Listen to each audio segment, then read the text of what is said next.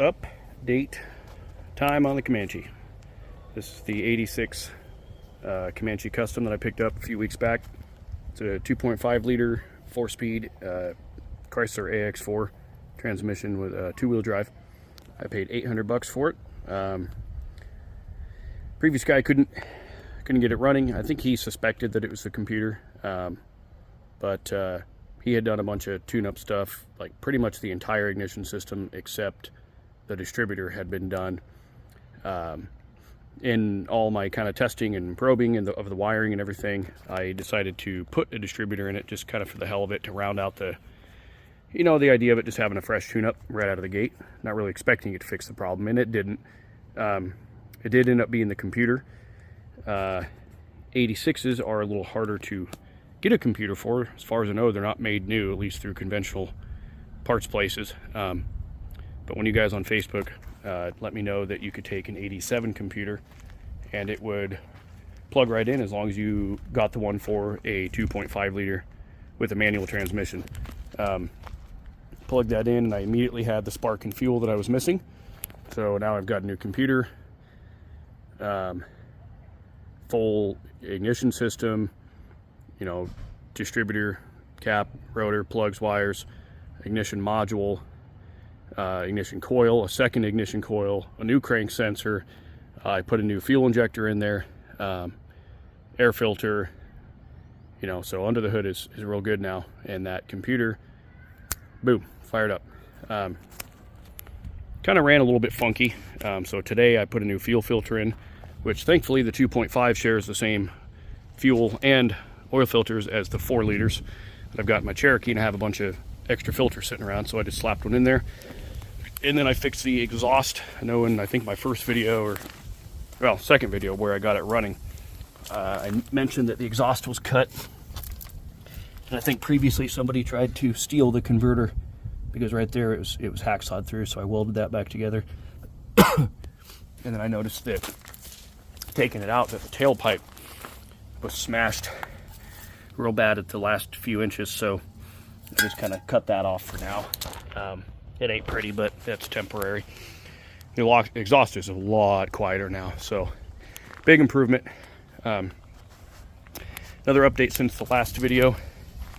I went for the Oracle lighting LEDs, and I'm a big fan of them. I didn't really do a lot of research other than just knowing that they look cool and they make good products, so I just kind of bought them and assumed that they were like plug and play. I hadn't even taken out the old busted up taillights that I had. Surprise, turns out they're not. You do have to cut wires and kind of crimp and stuff, and part of the instructions can kind of confuse me a little bit, but I got them working. Sorry, getting interrupted by children. But they work. They look real good in there.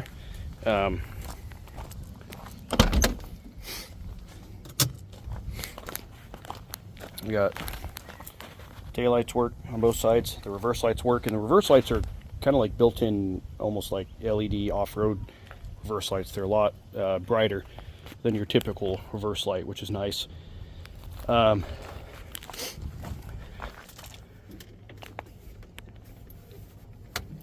Hazards work.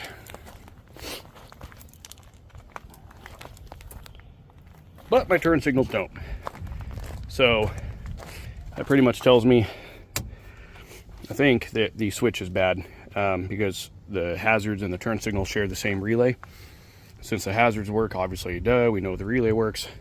So the switch, I think, is bad in there. I have neither left or right turn signal. I also have no windshield wipers. When I click, it doesn't want to turn on. I have window spray though. A little spray motor works. So I'm not sure if just the switch is bad and that's the problem for the wipers and the turn signals, or if the wiper motor's bad. I got to dig into that and do a little bit of testing, but do a little bit more cleaning up in here. I don't know if this is just a different interior color, or if they've just faded, and that's a common thing, like it's different material and these end up turning a little more burgundy rather than the red. But it's the original seat. The only rip that's on it is right there. Headliner needs done. The board on the back of it is, I believe, still intact, so I should be able to get some new fabric on there and redo that. But it cleaned up real nice in here. The visors are real clean. Dash has a couple little cracks in it, but nothing too crazy. It needs a stereo. I need to get the little panels. I got this little thing on Facebook for like 10 bucks, but I need to get some little plates to go in there. It is, for guys that have not seen my other videos, it is original miles, 55,000.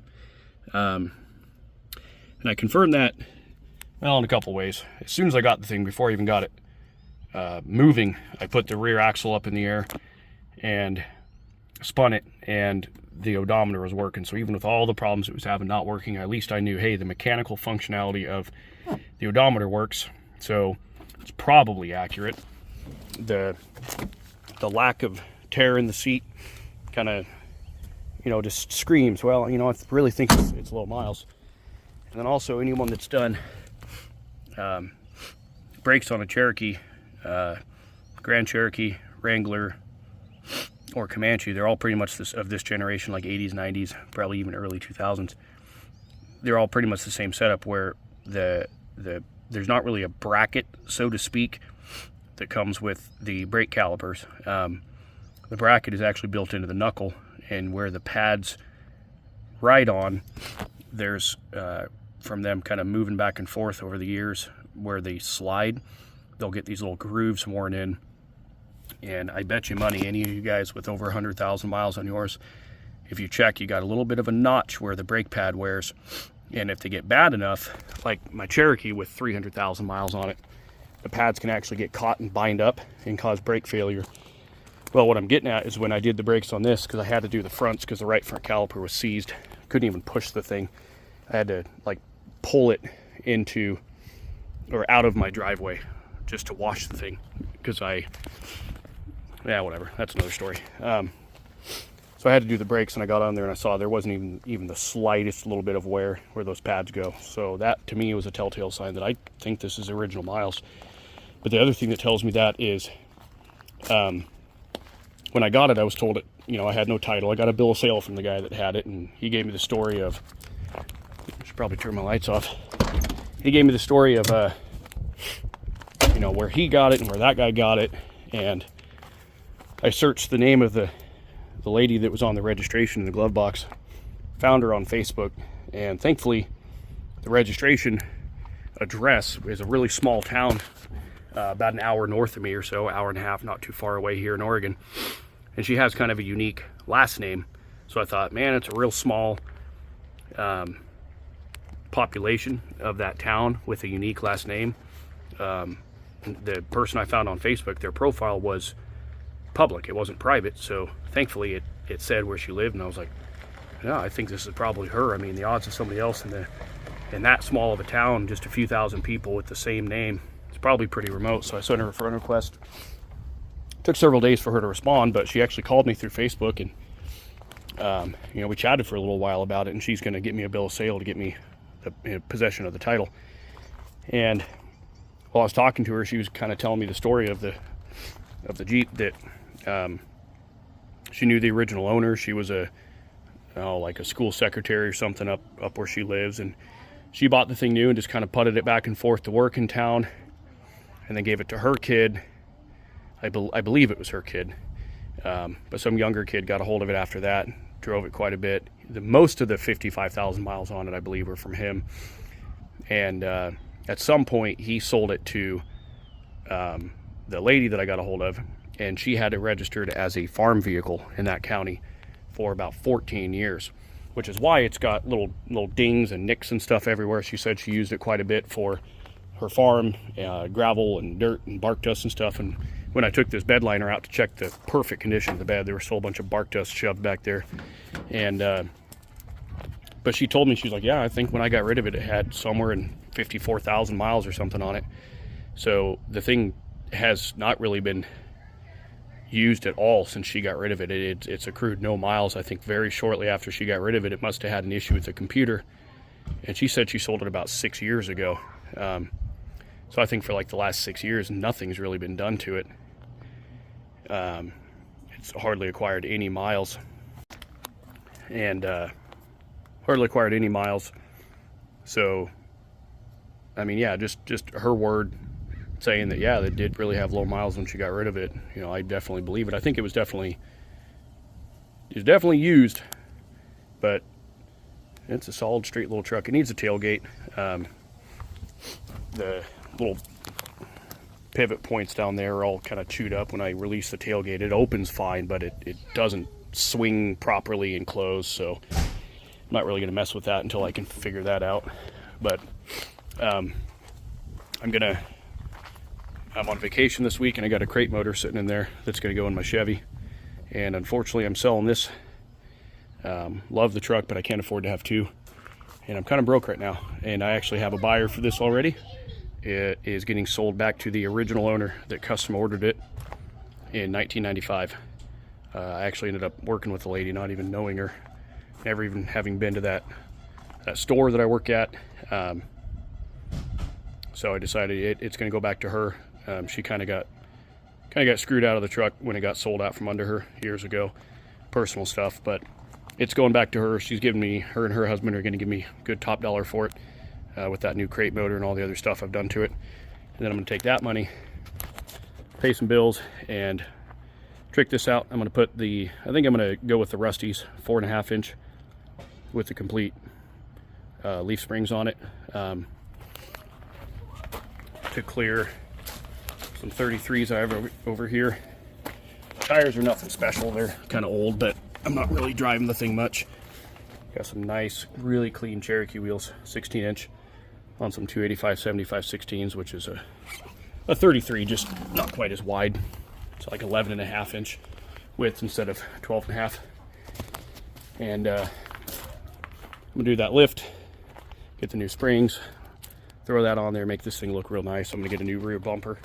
I don't remember where I found it, but one of the bumper I'm gonna get is real nice. It bolts on just like stock, and then you can also add on a tow package that then attaches to that nice if you want. And then also along the sides, it gives you this kind of armor that goes, you know, a foot or so out, which I'm going to get more to just hide the damage. You know, I'm going to clean that up and paint it to match as best I can. But I don't know that I'm really going to do anything about the dents. I don't really have that kind of skill. But the armor coming along the side will kind of hide it. So I'm going to treat the rust.